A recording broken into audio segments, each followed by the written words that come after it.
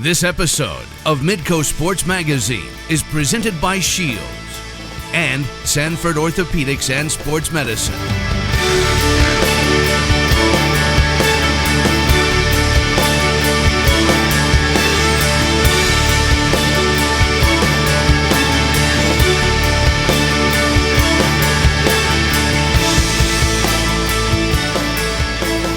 Hello and welcome again to Midco Sports Magazine. 3 stories in this edition about life lessons. We have a refugee from a small country in Africa now making a name and a home for himself on the basketball team at Fargo South High School. And a young man who made a mistake, committed a crime, and blew an opportunity at the most prestigious wrestling college in the country. But he is now making the most of his second chance at South Dakota State.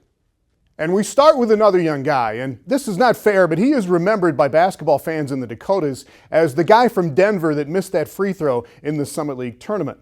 But there is much, much more to the story of Joe Rosga. Here's David Brown. No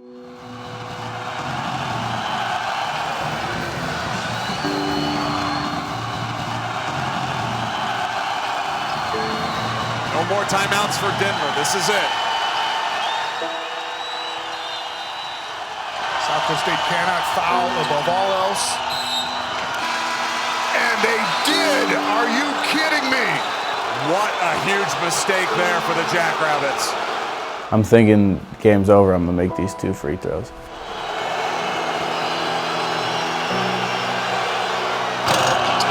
And unbelievably, Rosga with the miss. That's it. Ball game. And South Dakota State is moving on with a 54-53 win. What is the nature of pressure? Is it defined by the situation, by outside forces, or is it all relative? Before that miss, Joe Rosga had made 89% of his free throws, roughly 9 out of every 10 shots. So was that his 1 miss out of 10? Or was it pressure? I thought it was in, and I didn't think twice about it. I wasn't scared of the pressure or anything, it just happened to not go my way. Within hours of the miss, there was only one word on Rosga's mind, and it wasn't pressure. When I shot it, it felt good. I thought it was in, and it happened to be short. Can't do anything about it now. I just used it as a motivational tool and a driver. Rosga's drive has never been in question. He grew up in an athletic family near St. Paul, Minnesota, the son of a former Division I football player, while his stepmother played basketball at Syracuse. I was always around sports, any type of sport, it didn't matter what. My dad just wanted me to be around him and play them, and he knew eventually I would pick one of them. Like most Minnesotans, Rosga started with hockey, but through his formative years he realized handling the rock suited him a lot more than handling the puck. And as the oldest of 5 kids in his family, he hoped basketball could provide an opportunity to do even more.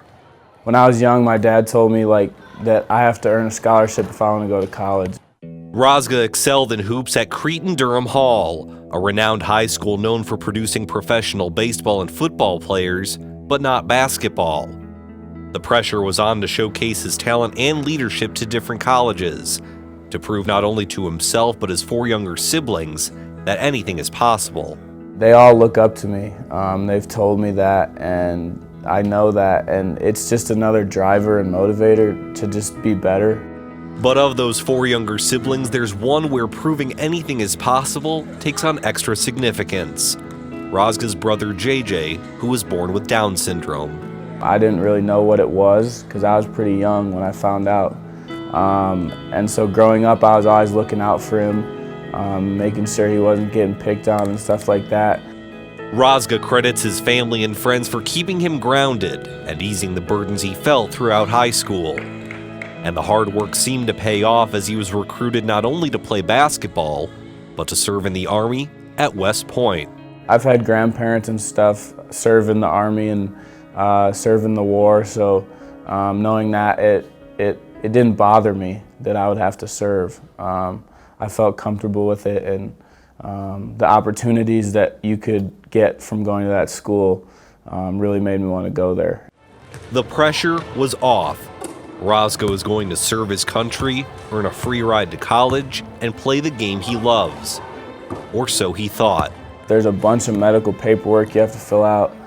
Something just happened to fall through with all that, and they wouldn't allow me to serve if I went there. A concussion Rosga suffered while playing basketball between his sophomore and junior years of high school was too much of a red flag for the academy, who deemed him unfit to serve on the front lines. When I first found out, I was devastated. I actually got really sick just because I was in shock, and I didn't know what I was going to do. Luckily for Rosga, the head coach at Army was a close friend of former Denver head coach Joe Scott, and after a few months of uncertainty, Rosga found himself committing to the Rocky Mountain State. Coach Scott really wanted me to be a leader, so I took that to heart, and I just did whatever he wanted me to do. And I knew I was capable of that. I just didn't know if I would do it my freshman year. If there was any question, Rosga's play was the answer. He led Denver in scoring as a true freshman, and everything was going great until he attempted that last shot. Too much pressure? Nah, just another obstacle thrown in Rosga's direction. At this point, what most consider a burden, Rosga considers a bump. I'm happy that it happened to me. I'm happy it happened to me and not someone else, because I don't know if someone else would have handled it as well. The hits continued to pile up just 3 days later, when Joe Scott, the coach who provided Rosga's biggest opportunity, was fired. But when new head coach Rodney Billups came in, they found a common bond.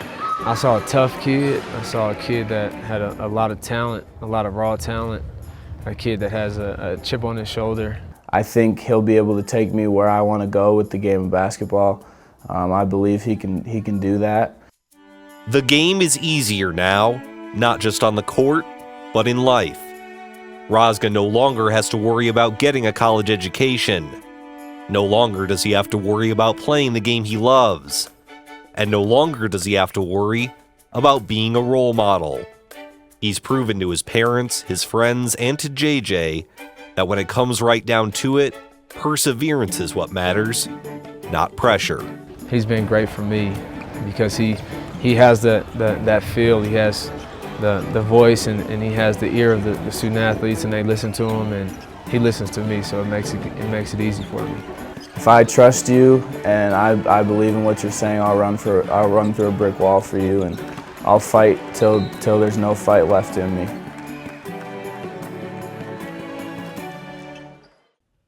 And joined by David Brown. And all right, we keep going back to that free throw that he missed. Right. We keep banging on it, the poor kid. But Summer League fans remember that. But Joe remembers something else from that moment, right? Yeah, in the immediate aftermath, obviously, he's very disappointed. But he said what made him feel a little bit better was all the South Dakota State players and coaches who were giving him words of encouragement as they went through the handshake line. Now, obviously, SDSU was happy about the victory, but I think Rosga appreciated that empathy, and that's why he kind of looks back on that game with a glass half full attitude. It's a great story. Thanks, David. Thank you. David Brown. Well, up next, from Liberia to what must have felt like Siberia at the very beginning, he left not only his home country, but his home continent to find a new life in Fargo, North Dakota. Midco Sports Magazine on Midco Sports Network is presented by Shields and Sanford Orthopedics and Sports Medicine.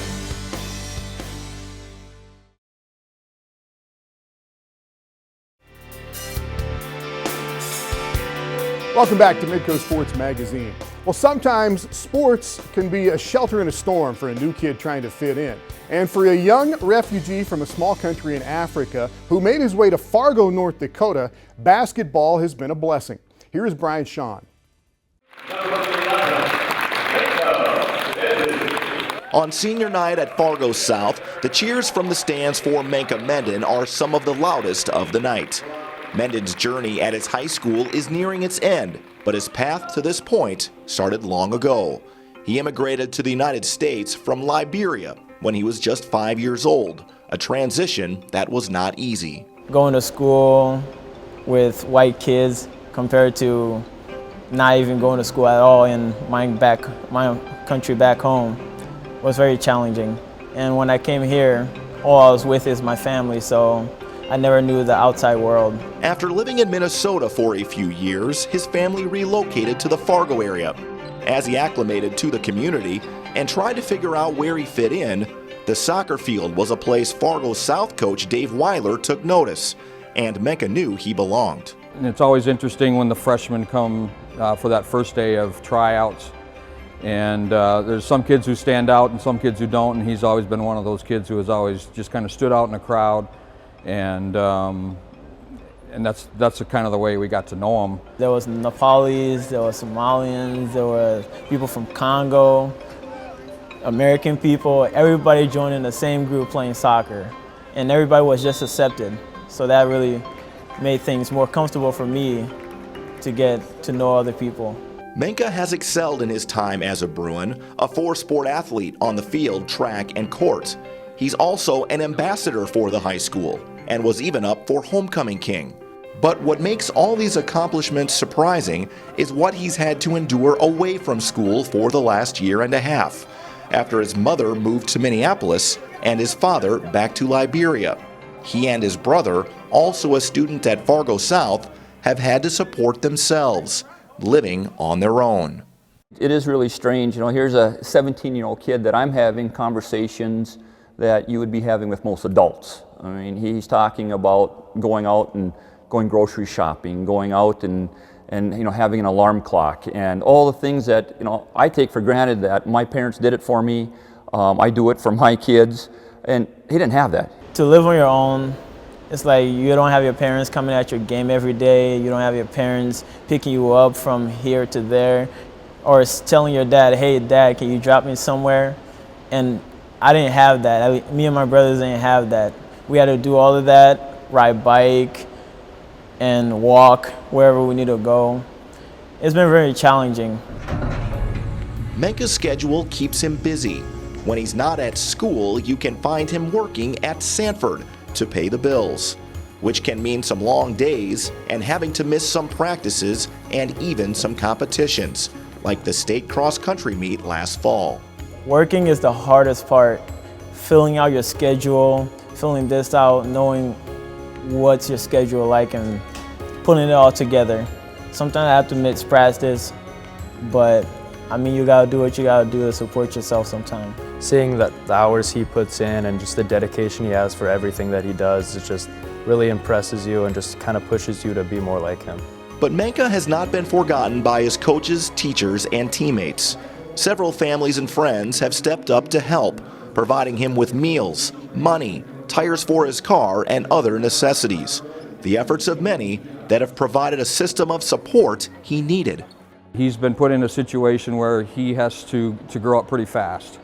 And so our family, and along with a lot of other families, you know, at Fargo South have tried to provide some guidance and some stability to him. You know, after practice with his car, sometimes he'll have 6, 7 kids in his car giving them rides home. That's just him. I mean, hey, you need a ride? Hey, I'll help you out. So he's willing to give back just like he's given. As for the future, Menka is already setting some lofty goals for himself, hoping to capitalize on the life he's built and run his way into the history books. I know if I go there, start it off small, keep building on that, I can someday become one of the best runners from North Dakota. That's what I want to be. That's my goal, to become one of the best runners in college from this state. When he gets into a place where he can settle in and be comfortable and not feel like he has to worry about some of these other things that he's had to deal with in the last 18 months or so, that he's going to really thrive, not only in the classroom, but probably on the track. In a school and in a community with several families working through difficulties and challenges, Menka believes he is proof that the American dream can happen for anyone. The situation Menka's in is one that a lot of kids at South, I would say, are in. And I mean, I think when people see him, they see that, I mean, really there's always a way that you can find your way out, and there's always a way that you can just make your situation the best it can be. And I feel very proud about it. Not many 17-year-olds do this. Most of them have their families at home and they live with their families supporting them. But I've done it, and I can prove that anybody that goes through the situation, so long you have somebody on your back supporting you, a community, a family, that's not your biological family, but they're behind you, supporting you, knowing that you can succeed. Just keep pushing. You can make it through. And joined by Shawn in Fargo. And Brian, everybody is eager to help out Menkeh in any way they can, and not just at his own school, right? Yeah, that's the one thing you hear from coaches at Fargo South and some of his fellow teammates and students is even when he goes to Davies, the parents there seem to know him. He goes to West Fargo, a lot of the parents there, he goes into the stands and meets some of them as well. So, you know, he's really become kind of a fan favorite wherever he goes around the community, and it's been really kind of cool to see different schools and different teams and even some different parents from a lot of those schools stepping up to help him when he needs it. All right, thank you. Shawn in Fargo. Up next on Midco Sports Magazine, a wrestling reversal. How Seth Gross at South Dakota State has gone from down and literally out of the sport to back on top. Midco Sports Magazine on Midco Sports Network is presented by Shields and Sanford Orthopedics and Sports Medicine.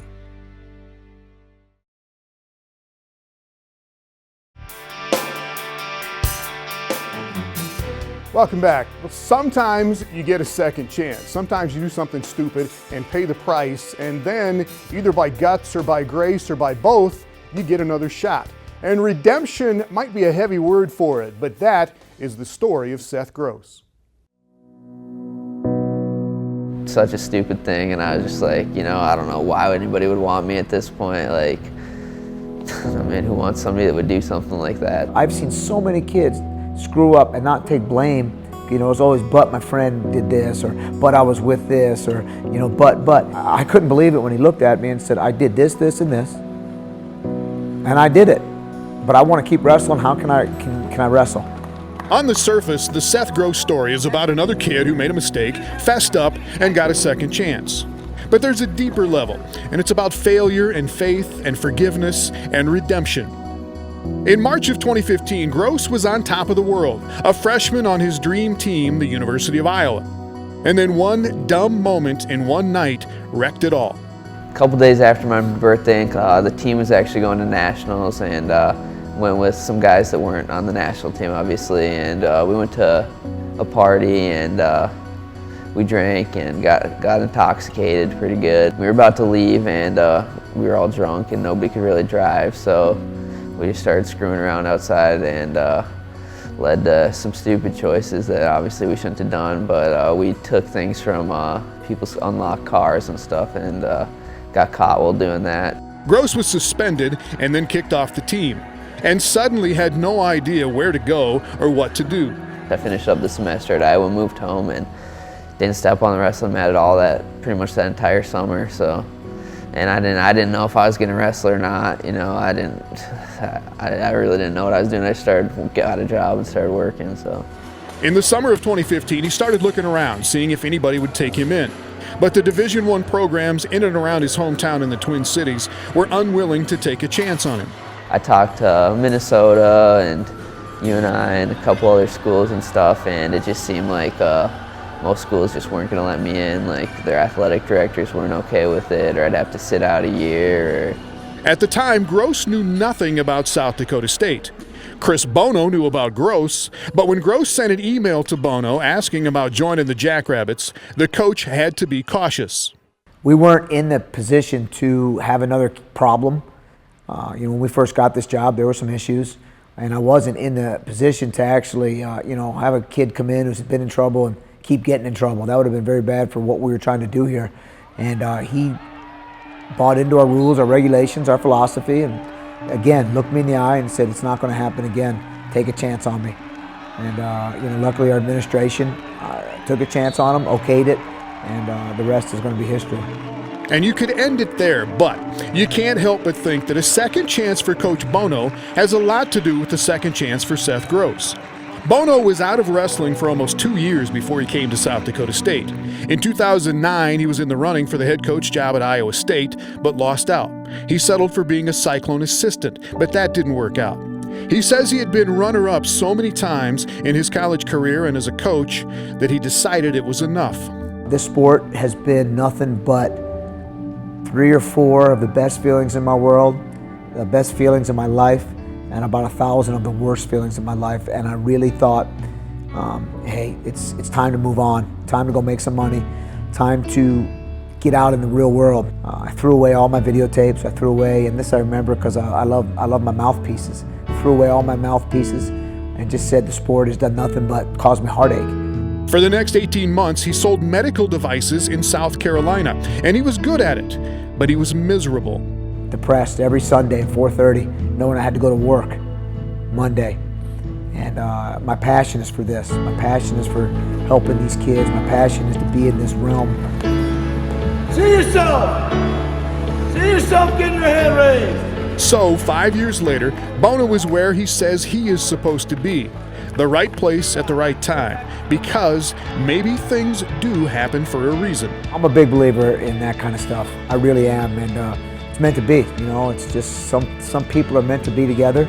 I feel that I've been meant to be with Seth Gross to help him continue his journey of, you know, you don't want to say redemption, but to continue his journey of realizing he made a mistake and then how to overcome that and become even a better person. It's awesome having somebody that cares so much about everybody on the team and really wants you to succeed in not only wrestling, but in school and your social life, everything. He just wants to see you just become a better person and a man, so it's been awesome. Well, Seth Gross is 27-1 this season. He is the number 2 rated wrestler in the country at his weight, and as we speak, he is preparing to make a run at a national championship. Thanks for watching. You can find every episode of Midco Sports Magazine on YouTube.